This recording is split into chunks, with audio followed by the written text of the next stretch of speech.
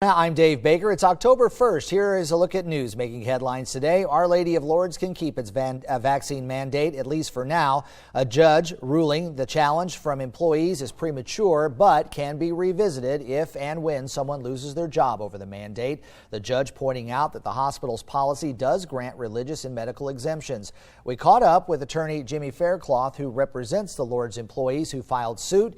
You might remember last week a district judge dismissed a similar challenge against Oxner. Faircloth calling this ruling progress. The judge, I think, clearly understood. She stated specifically she finds these are fundamental rights. She rejected the argument that these type of rights only apply to public employees. She held that everybody has these rights. It's clear to her that she believes that Lourdes is very close to violating rights, and she made it clear that if these rights are in fact violated, if somebody is terminated or if an exemption is wrongfully denied, she's going to be interested in hearing about that. We also reached out to administrators with Our Lady of Lourdes, who released a statement praising the judge's decision. They're looking ahead to moving forward to serving the community.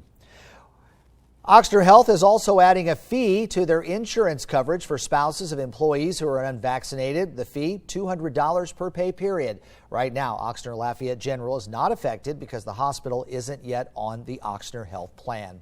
The Hilliard Art Museum is now displaying 20 years of the Mary Press, imprinting a campus and collection. The exhibit will be on display until August of next year in the Department of Visual Arts on UL's Lafayette's campus.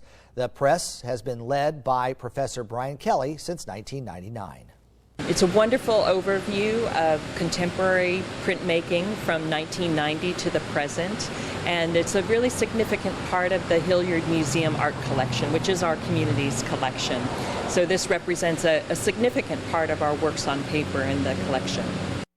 Happening this weekend, LCG's Park Department is hosting a health fair. That'll happen at the Thomas Recreation Center from 8 until noon on Saturday. CVS Pharmacy, Unitech, and Dr. Kevin Linderman will be there to answer any health questions. Residents will also be able to get flu and shingles vaccines, as well as blood pressure checks at the event.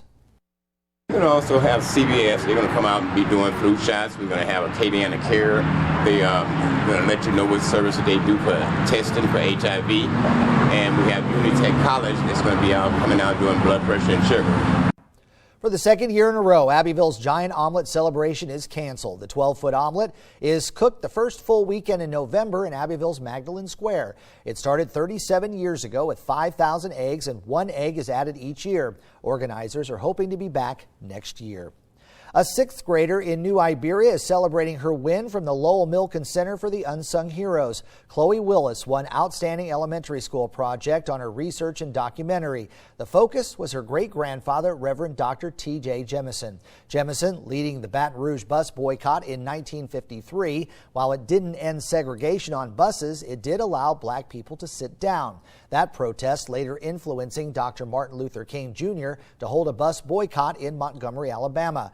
When Willis's teacher found out about her connection, the two put together the 10-minute documentary for a national competition that showcases unrecognized local heroes. I found out that he influenced Martin Luther King Jr. I thought that he should be known too because he influenced him to do it. And if he didn't do a bus boycott, I don't think Martin Luther King Jr. would have done one. This morning, we're kicking off this year's Home for the Holidays 2021, and it's also the best time to buy your ticket. If you get your $100 ticket by midnight tonight, you'll be eligible to win every single prize that's up for grabs. Now, that includes today's early bird prize of $2,400. Operators are standing by to take your calls at 1-866-485-3239. You can also visit KATC.com/home for the holidays. The winner of the $2,400 prize will be announced on Monday's 5 o'clock newscast. Today's high gets up to about 86 degrees, and we'll get there with mostly cloudy skies, scattered showers, and a few thunderstorms by the afternoon. Warm, muggy, and still overnight tonight, but it does stay fairly quiet. Any showers we have will start to settle back down. We'll drop down to about 73 for the overnight low tonight. Mid-80s over the next couple days with unsettled weather lasting through the weekend. Into early next week, dry air finally on the